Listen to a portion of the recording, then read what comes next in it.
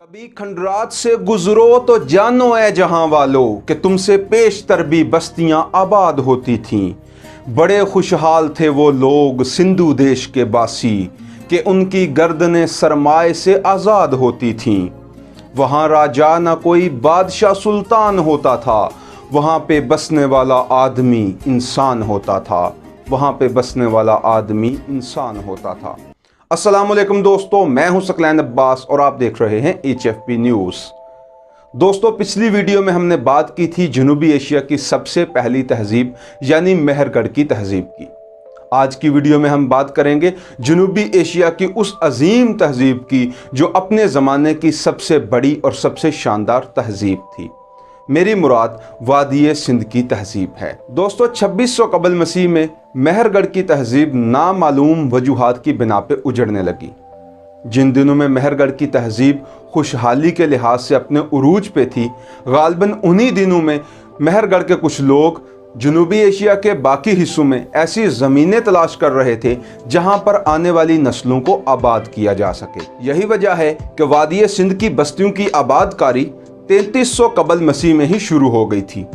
वादी सिंध की तहजीब आज के सूबा सिंध तक महदूद नहीं थी, बल्कि ये आज के पूरे पाकिस्तान के साथ साथ इंडिया और अफगानिस्तान के कुछ इलाकों का अहाता भी किए हुए थी। माहिरीन आसार कदीमा उस तहजीब को दो नामों से याद करते हैं, यानी हड़प्पा की तहजीब और वादी सिंध की तहजीब। इसको हड़प्पा की तहजीब इसलिए कहा जाता है क्योंकि इस तहजीब के खंडरात का पहला हिस्सा 1921 में पंजाब में दरियाफ्त हुआ और जो शहर दरियाफ्त हुआ उसे हड़प्पा का नाम दिया गया। इस तहजीब का दूसरा मशहूर नाम वादी सिंध की तहजीब है, जो कि दरियाए सिंध से मंसूब है। दरियाए सिंध वादी सिंध का मरकजी दरिया था। वादी सिंध के बड़े दरिया रावी, चनाब, ब्यास, काबल, सतलज, जहलम और दरियाए सिंध थे। तमाम मज़कूरा दरिया दरियाए सिंध से मिलते थे, इसलिए इस तहजीब को दरियाए सिंध की तहजीब भी कहा जाता है। इन तमाम दरियाओं के किनारे आबाद लोगों को सिंधु वादी के लोग भी कहा जाता है। हड़प्पा से अगले ही साल 1922 में वादी सिंध का दूसरा बड़ा शहर दरियाफ्त हुआ और उसे मोहनजोदाड़ो का नाम दिया गया।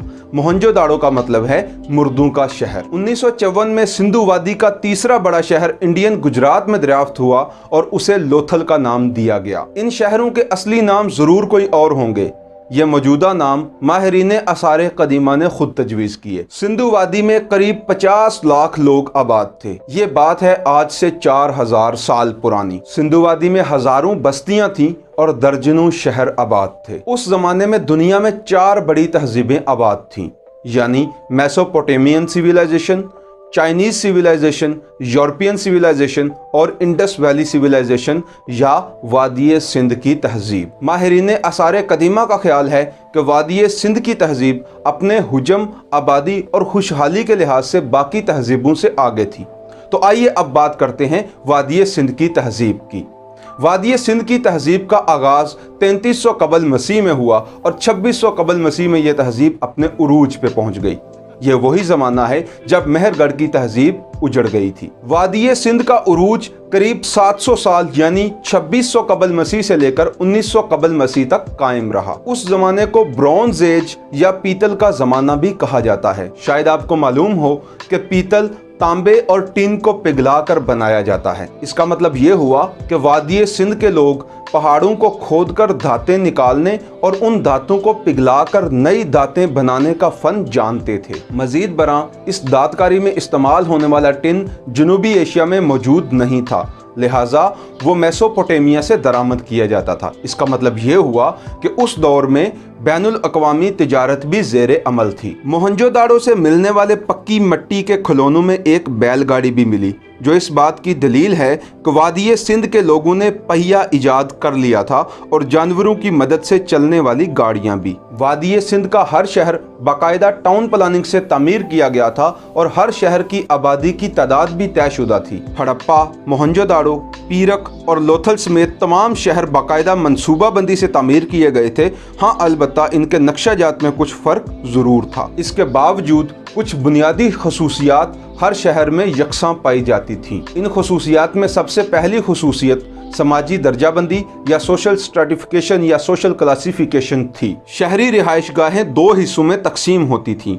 एक हिस्सा जो अक्सर ऊंचा होता था और साइज़ में छोटा होता था, वहाँ ख्वास यानी उमरा और शुरफा की रिहाइशगाहें तामीर की जाती थीं। इस हिस्से का हर घर 2 मंजिला होता था और अक्सर घरों में तहखाने बनाए जाते थे। अवामी रिहाइशगाहों की तादाद ज़्यादा होती थी और वो ज़्यादातर शहर के निचले हिस्से में तामीर की जाती थी। इस हिस्से के ज़्यादातर घर 1 मंजिला मगर सुकून बख्श होते थे। सिंधु वादी के शहरों की दूसरी बड़ी खसूसियत वहाँ का निज़ामे निकास या सेवरेज सिस्टम था। जिन लोगों ने कराची को बारिशों के पानी में डूबता देखा, उनको सेवरेज सिस्टम की अफादियत का बखूबी अंदाजा होगा। सिंधु वादी का निज़ामे निकास अपनी मिसाल आप था। हजारों साल पुराने इन घरों में गुसलखाने मौजूद थे। इन गुसलखानों का पानी ज़ेरे ज़मीन नालियों के ज़रिए मरकज़ी नाले तक पहुँचता था और वो नाले भी ज़ेरे ज़मीन थे। वो मरकज़ी नाले करीबी दरियाओं से जुड़े हुए थे, जहां से वो पानी समंदर की तरफ बह जाता था। पाकिस्तान और हिंदुस्तान के बहुत से शहरों में ऐसा मरबूत और मुनज़्ज़म निज़ाम आज भी नापैद है जो सिंधु वादी में हज़ारों साल पहले भी मौजूद था। इसके अलावा हर शहर के एक हिस्से में एक अवामी हमाम या स्विमिंग पूल हुआ करता था, जहां शहर भर के लोग गुस्ल करने आया करते थे। सिंधु वादी में वज़न और पैमाइश के पैमाने मौजूद थे जो कारोबार, तिजारत और तामीरात में इस्तेमाल होते थे। मेहरगढ़ में भैंस मौजूद थी मगर गाय, बैल और घोड़े मौजूद नहीं थे। अलबत्ता सिंधु वादी में तमाम मज़कूरा जानवर मौजूद थे। माहिरीन आसारे कदीमा का ख्याल है कि गाय, बैल और घोड़े भी मेसोपोटामिया या दूसरे इलाकों से ही मंगवाए गए थे। सिंधु वादी में सबसे ज़्यादा काश्त गंदम, जौ और चावल की होती थी। इसके अलावा कपास और खजूर भी खासी मिकदार में उगाए जाते थे। सिंधु वादी में गल्ला ज़हीरा करने वाले गोदाम भी मौजूद थे और बहुत सी छोटी छोटी सनतें भी। कारीगर औजार, जेवरात, मट्टी के बर्तन, तांबे के बर्तन और घरेलू इस्तेमाल की बकिया चीज़ें तैयार करते थे, जबकि दुकानदार उनको बाजार में फ़रोख्त करते थे। कहने को ये बातें आम हैं, मगर इनको हज़ारों साल पुराने पस मंज़र में देखें तो ये हैरत अंगेज़ भी हैं। जब किसी मुआशरे में खुशहाली आती है तो इंसान बुनियादी ज़रूरियात से आगे बढ़कर सोचता है, जिससे फ़लसफ़ा जन्म लेता है। फ़लसफ़ा इंसानी ज़हन को सोचने पे मजबूर करता है, जिससे बहुत से बुनियादी सवालात जन्म लेते हैं, जैसा कि ये कायनात कैसे वजूद में आई, इंसान कैसे वजूद में आया और इंसान की ज़िंदगी का हकीकी मकसद क्या है। ख्याल किया जाता है कि इन सवालात के जवाबात देने की इंसानी कोशिश से मजहब वजूद में आया। सिंधु वादी में मजहबी अकायद का आगाज़ हो चुका था और उनके नज़दीक इस कायनात के खुदा का नाम पशुपति था। एक और अकीदा जो सिंधु वादी में आम था वो ये था कि इस दुनिया का जन्म पशुपति और उसकी बीवी देवी माँ के मलाप के नतीजे में देवी माँ की गोद से हुआ। 1900 कबल मसीह तक ये तहजीब अपने उरूज पे रही और उसके बाद कमज़ोर पड़ने लगी। ये वही दौर है जब बैनुल अक़वामी हिजरतों का आगाज़ हो चुका था। मेसोपोटामिया और यूरोप के मुहाजिरीन ने ज़रखेज़ सिंधु वादी में आबादकारी शुरू कर दी थी। आज उनको आर्यंस के नाम से जाना जाता है। सिंधु वादी के बारे में एक और दिलचस्प बात यह है कि वहाँ किसी बादशाह या राजा की हुकूमत नहीं थी। माहिरीन आसारे कदीमा का ख्याल है कि निज़ाम हुकूमत उमरा और शुरफा चलाया करते थे। सिंधु वादी के खंडरात से हथियारों का ना मिलना इस बात की तरफ इशारा करता है कि वो लोग बहुत महज़ब थे और कोई फ़ौज या पुलिस ना होने के बावजूद शहरी अमन व अमान का ख्याल रखते थे। शुरफा ही निज़ाम हुकूमत संभालते थे और वही मजहबी अकायद का तयन भी करते थे। सिंधु वादी के लोग पशुपति और देवी माँ की पूजा किया करते थे। सिंधु वादी तहजीब का खात्मा कैसे हुआ, इस बारे में वसौक से कुछ भी नहीं कहा जा सकता। कुछ लोगों का ख्याल है कि सिंधु वादी पे किसी मावराई कुव्वत या खलाई मखलूक ने हमला करके उनको मिटा दिया, जबकि कुछ लोग ये ख्याल करते हैं कि सिंधु वादी दरियाए सिंध के सैलाब की नज़र हुई। अलबत्ता सबसे मुदल्लल मफरूज़ा ये है कि चूँकि सिंधु वादी के लोगों में जंग का रिवाज नहीं था, इसलिए वो 1500 कबल मसीह में शुरू होने वाले आर्याई हमलों का मुकाबला ना कर सके और उनके सामने कमज़ोर पड़ने लगे। इस तरह कमज़ोर पड़ते पड़ते 1300 कबल मसीह में वो मुकम्मल मादूम हो गए। तो दोस्तों, ये थी अजीम वादी सिंध की तहजीब की मुख्तसर कहानी। अगली किस्त में हम बात करेंगे ऋग्वेद के ज़माने के बारे में, जिसका आगाज़ 1500 कबल मसीह में हुआ। इस वीडियो के बारे में आप क्या राय रखते हैं, कमेंट सेक्शन में ज़रूर बताइए। वीडियो पसंद आए तो लाइक कीजिए دوستوں کے ساتھ شیئر کیجئے، چینل کو سبسکرائب کیجئے اور بیل آئیکن کلک کر لیجئے تاکہ آپ کو اگلی ویڈیوز کے نوٹیفیکیشنز ملتے رہیں۔ خوش رہیے، خوش رکھیے، دیکھتے رہیے HFP نیوز۔